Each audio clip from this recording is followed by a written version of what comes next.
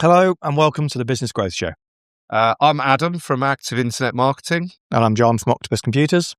And we're going to be hosting this podcast regularly, particularly appealing to businesses in the Stamford and Rutland area. We're going to have lots of exciting guests where we can start to hear about their career journeys and how they've got to the place that they are now. And hopefully there'll be lots of advice and beneficial information for people. So if you want to stay up to date with everything that's going on, drop us a like and a follow and stay in touch. Today we're joined with Kevin from Landmark IFA. Can you introduce yourself and the business? Yeah, good morning. So I'm the founder of Landmark IFA Limited, and now moved upstairs to chairing Landmark Financial Group. So I, back in 2002-03, founded the business. Sort of, I guess, out of frustration of having worked for some of the larger financial services businesses around the UK, moved from one to another when a business was sold. Yeah. Promised the earth, delivered absolutely nothing. Yeah. Went through the same exercise again, and I guess reached a point where the business I was with was also starting to look for purchasers. Yeah. And had to consider, did I want to go through the same thing again, or was it the right time to sort of break away and do our own thing? And I guess the answer now is, it's quite obvious. How did you go about that first jump into doing it yourself? Because sometimes finding the first employee, first team, first clients is the hardest step. Yeah. In fact, it was a little scary in some ways. The first thing I did was find a building. Yeah. And spent my sort of covenant period from breaking away from the old firm, throwing a hammer around the building and knocking it into place. Yeah. So how did we find? I guess even at that time, I'd been in the business a few years. I wasn't alone in thinking that working for some of these big faceless organizations was not perhaps the end game. We had quite a clear vision of who and what we wanted to be. Okay. And I think that story was quite compelling to a few people. Yeah. One or two people that I'd worked with in the past were early joiners, so that made it reasonably easy. The challenge, I think, was sort of opening the shop on day one with a bunch of staff and advisors and not a single client, which is a scary proposition in some ways. Yeah. But the challenge today, 20 odd years later, is we get a bit nervous when we get a new client inquiry because we've got a bunch of busy IFAs all with their own clients. And sometimes the challenge is, well, who's got capacity to take on a new client? So it's nice that it's gone from lots of advisors and no clients to lots of clients with no advisor capacity, if you wish. So nice place to arrive at. Yeah. Good curve. And you said, Kevin, you've got 65 staff at the moment. Was that always the plan? Had you set out to grow to that level? When I set up the business, and I've got the original piece of paper somewhere, the plan was to grow an advisor firm of 50 advisors. Right. Yeah. So we're not there yet. We're 37 as we speak. So, 3/4 of the way to where I thought we might get. In terms of, how have we grown to that sort of number? A few acquisitions. I think both what we call internal acquisitions, which is an advisor coming up to retirement. They have, a client bank. So what we'll often do is we'll acquire their client bank and then we use it as a sort of recruiting hook to bring in new advisors and done well. And I think the best example of that is we had a really busy advisor who worked all the hours he could, reached a point where I think his health started to suffer because of it. And taking him out of the business into retirement, we replaced him, and this shows you how busy he was. We replaced him with 4 advisors. So gives you an indication that he was probably working a bit too hard. So, and acquisitions, external acquisitions as well. So we've made several along the way. Our most recent was 1st of April, where we acquired a firm, BBI Financial Planning down in South Woodford. So the plan is to continue to grow. The good news from Landmark's perspective is that, we made a promise years ago that we wouldn't do what a lot of business owners do in our industry is sell out to one of the big consolidators.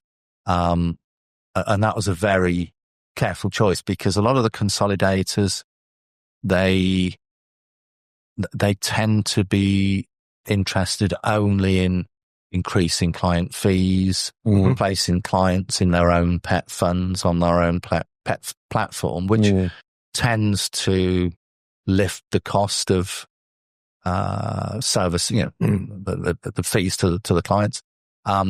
We made a promise years ago that we wouldn't do that to our advisors.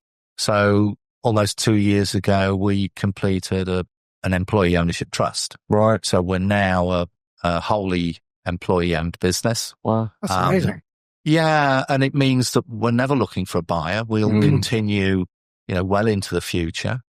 We've got a shadow board. 6 individuals sit on that at the moment, and that tends to be younger population, so people in their 30s and 40s who the shadow boards are sort of proving ground. We a couple of weeks ago, we had our first graduate, shall we say, in Kate Arrowsmith, who has stepped up from the shadow board to the main board. Right. And as I say, the idea is that it's a proving ground for those who will be here to take over the next generation of Landmark's business. So that's a really big thing for us to have achieved. And how have you done that over a sustained period of time while maintaining a good culture? I've been in the office, everyone is friendly and genuinely smiling. I think culture is a big differentiator. We call ourselves an egoless business, and I think recruiting is a massive part of that. So over the years we've interviewed and we've been approached by some very high quality advisors and staff, but we've always had this view that if we bring in this individual, we could have one new person in and 6 could walk out the door. So recruitment is vital. And I no longer, but I'm a team sport player. So cricket, rugby, and all those component parts have to, pull together to put in good performances. And I think we use that analogy in the business that, we've all got to be playing for the same team. We don't want any individuals going off doing their own thing.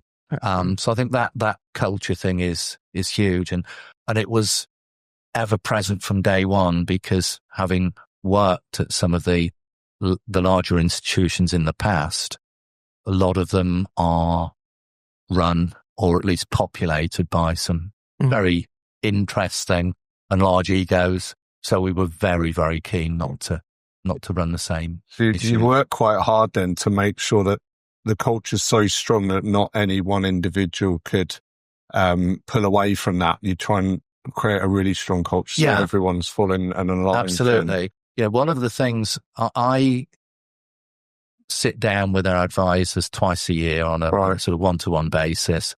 We chat about what's happening in their world, what's working, what's not.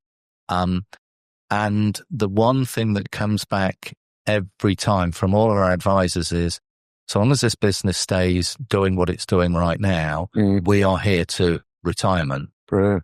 Now, I don't think there are many firms out there that has a bunch of advisors saying, well, just keep doing what you're doing and we're here for the duration. Yeah. Which is good news in a number of ways. But I think, one very key point about that is, we talk about lifetime value of a client. Well, our IFAs are ostensibly our clients. They're the rainmakers in the business. They bring in the investor monies. They look after our investors. So if we've got a 30-something-year-old or a 40-year-old saying, I'm going to be with you for the next 30 or 25 years, the lifetime value of our relationship with the client is, our advisor is huge. Brilliant. And that also stems back to the EOT, them knowing that we're not going to do the dirty on them and sell out to some faceless consolidator. So it all works in quite a sort of virtuous circle, I guess. Excellent. What do you think the biggest challenges are for the business over the next few years? What's changing in the industry or legislation or? Yeah, we're forever getting, the latest missive and the latest bulletin from the FCA. And I think thankfully as a firm of our size, we've got enough people to cope with that. I think the smaller firms are going to struggle because the pace and the rate of change and the requirements placed upon us by the regulator can be pretty challenging. I think we're keeping an eye on such things as AI and advice delivered by methods other than human interaction and face to face. Am I overly concerned? I think we need to be, but I also think we have to understand that our client demographic is such that if there's a lot of clients that look a little bit like me, the chances are they're not yet, at least, going to trust AI and a machine to become their advisor. From a chatbot, yeah, exactly. Not yet, anyway. And I'm driven to distraction. If ever I try to use, one of these things, I just find them more of an annoyance than a help. So that's fair. Yeah. And what about training? Because if you've built the team up, and it sounds like they're joining reasonably young in their careers, how much do you have to spend training up the team? How much do you have to invest in them? Oh, yeah. So we've got the whole sort of spectrum, really. So we have advisors joining us that have perhaps worked in the industry for 30 years. We have, most recent was a graduate straight out of university who he's still in training. So the whole spectrum in terms of taking an advisor from another firm, which is a lot of what we do, it's really inculcating them into the sort of cultural mindset of Landmark, plus the sort of training and compliance, the sort of more dry stuff, if you like. That is maybe 15 to 18 months done end to end. With a sort of new starter, there's a series of exams they need to do. So that could be a 2 or 3 year process. Staff, 15 to 18 months to have them competent, with the back office system and the likes. It's constant investment then. Yeah, completely. Yeah. And you explained exactly why the advisors find the business so appealing, and once they're there, they really enjoy it. They don't want to leave. Like you said, they want to see out their career there. And I guess that's quite a big appeal for the end customer, the client, the people they're advising, that they know that person's going to be there for many years to come to advise them. I think 2 things. For clients of our slightly younger cohort, then the chances are that the clients will retire before the advisor, which is sort of good news for everyone. But where we have an advisor reaching retirement, we have a stock of IFAs that are continuing to work in the business. Yeah. So the good news from an investor's perspective is the name, providing the advice doesn't change. Yeah. In that Landmark continues to service that client, but it will just be a different face of advice from our stock of existing clients. Or occasionally we'll have a couple of new faces joining the business to take over a book of clients from a retiring advisor. Yeah, brilliant. And what else do you do as a business that is particularly appealing for those clients, or unique or different in terms of what you're offering to them? Yeah, and the reality is, we know, as much as a business wants to have a USP, I don't think maybe everything we do and the sort of culture is a bit of that. Yeah. I think the only thing that I can sort of point to is, and this sort of thing has existed within Landmark from day one, and we call it DYP. Right. And DYP is deliver your promise.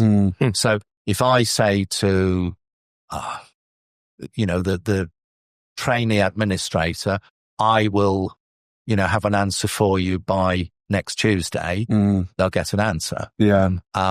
If an advisor says to a client, I will, do that by such and such a time, it will be done. Of course, there are times when things get in the way, but it's a culture within the firm, and it goes northwest, east and south. A bit clunky. Yeah. But it applies across all of the business, up, down and sideways, if you like. Integrity does sound like a USP.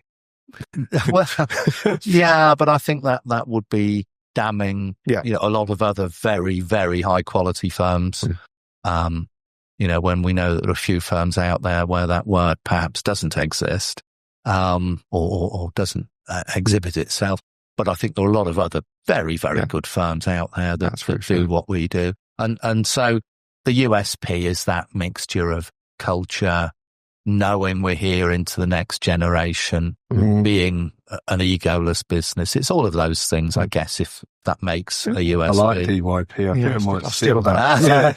So it's really good. How has your role changed from initial founder taking the risk, having an office and staff and no clients, through to now having the spare time to sit a podcast? Yeah, I think quite significantly. So, when we first set up, I advised clients.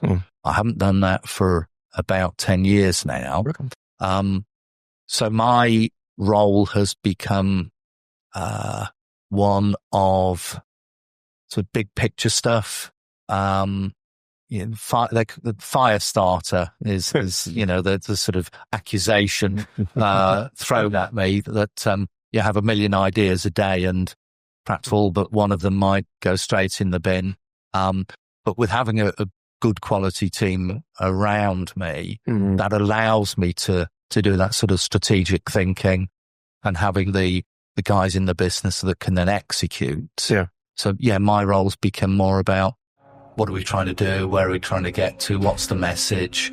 What, are we hitting our sort of targets of, the long-term vision? That's predominantly my sort of stuff. Is that the bit you enjoy the most, or is there still a single element that's... No, giving up client work, and it was for a very good reason, which I'll come back to, is hugely liberating because trying to look after investors alongside doing the work that Landmark needed of me, I think I got to a point where I had to say to clients, look, and again, this goes back to DYP.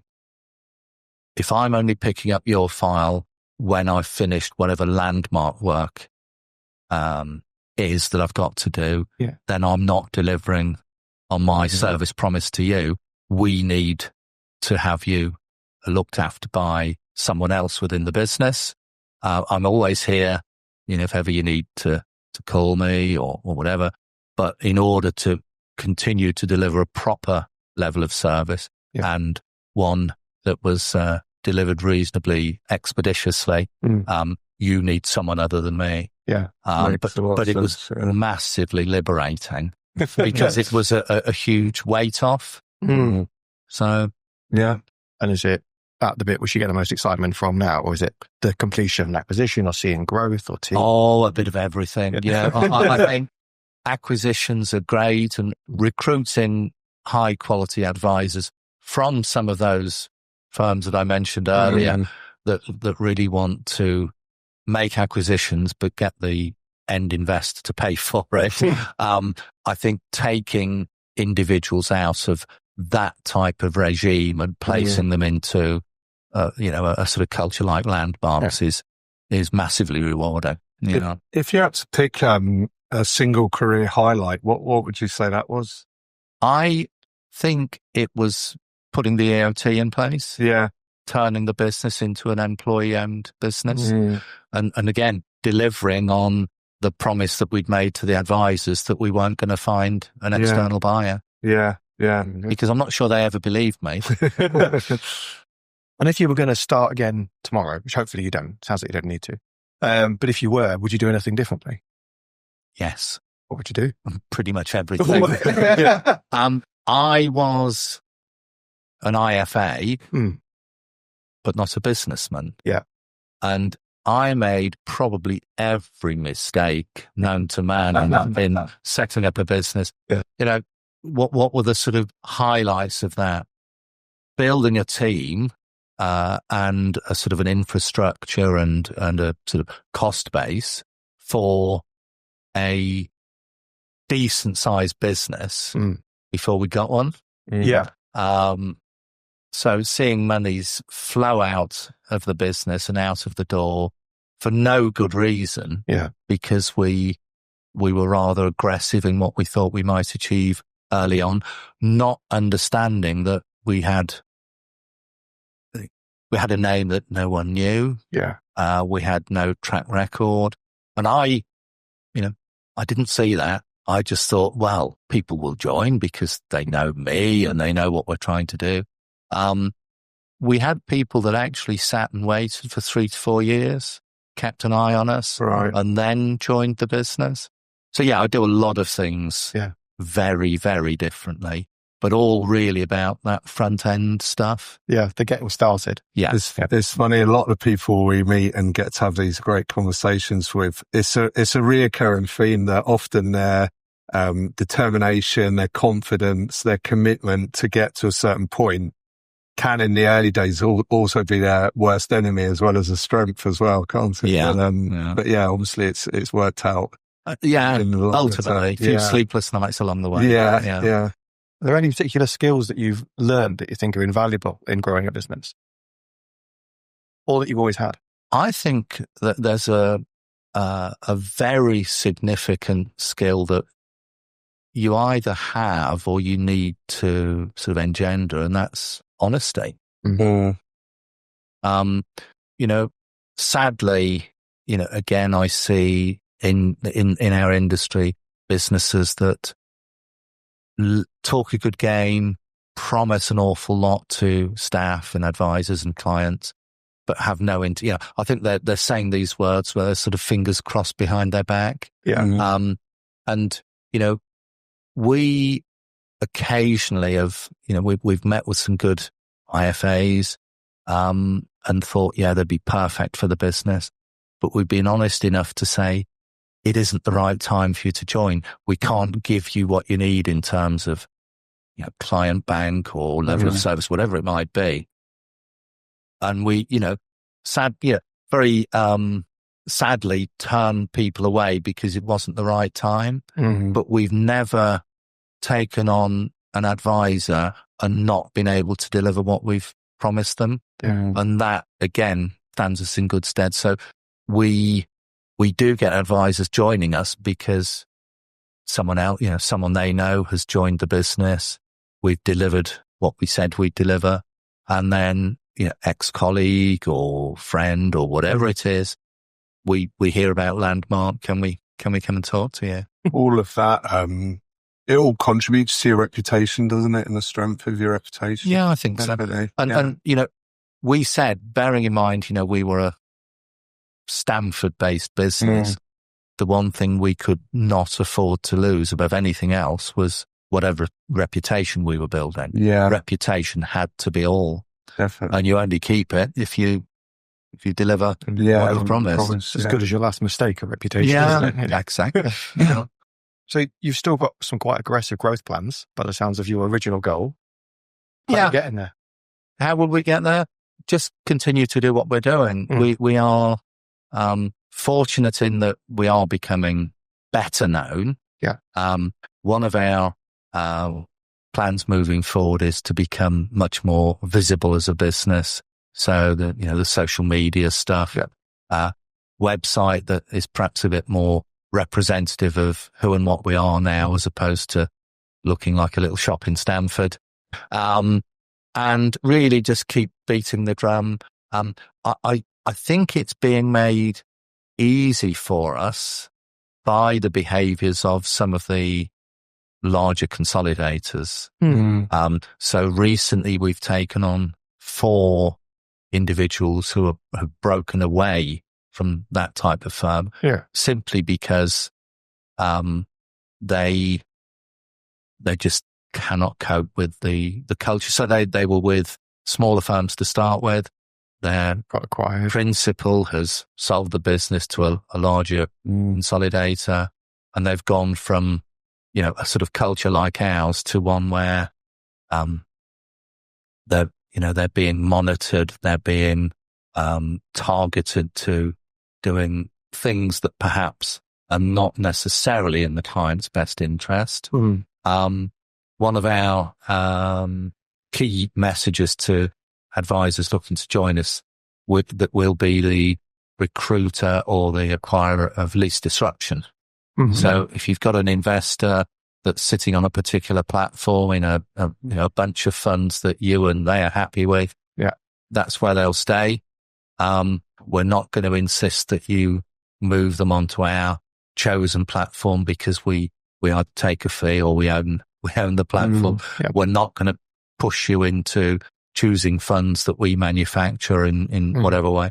And again, so that's a very clean way of running a business, and it certainly will help us move advisors away from that sort of shackled environment to one where they can be, a proper independent advisor. And it de-risks it for them and for the clients as well, I guess. Yeah, if an advisor were to join Landmark, so you've got a new name in Landmark as opposed to where they're at, it's the client's one opportunity just to question whether they move with their advisor to the new firm. And if you throw into that mix, and by the way, we're going to strip out all of those funds and replace them and move you onto a different platform, then surely in an investor's mind, they might have questions as to why that's being done.